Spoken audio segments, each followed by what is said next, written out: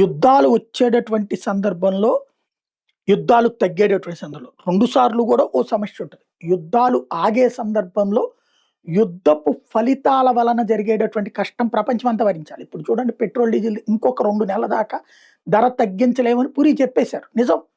పెంచింది గూడా 2 నెలల తర్వాతనే. తగ్గించేది గూడా 2 నెలల తర్వాతనే. మనకి పెంచింది గుర్తుంది గానీ, తగ్గించేది 2 నెలల తర్వాత అన్నప్పుడు అంగీకరించలేం. ఎందుకంటే ఈలోపు మళ్ళీ యుద్ధం వస్తే చెప్పలేం. ఇది ఒక యాస్పెక్ట్. రెండోదొచ్చేటప్పటికి ప్రపంచం మొత్తం కూడా ఇంక్లూడింగ్ అమెరికా ఆర్థిక సంక్షోభం ఎదుర్కొంటున్నారు.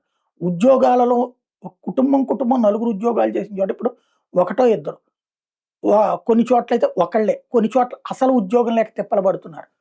ఒకప్పుడు ఓ $10,000 $25,000 సంపాదించినటువంటి కుటుంబాలు ఇప్పుడు ఒకళ్ళ మీద ఆధారపడి బతకడమా? లేదంటే అందరూ ఈ పైన వర్క్స్, ఫిజికల్ వర్క్స్ చేసి బ్రతకడం అనే పరిస్థితి యూరప్ దేశాలకు వెళ్ళినటువంటి మనవాళ్ళు ఫేస్ చేస్తున్నారు చెప్తున్నటువంటి పరిస్థితి.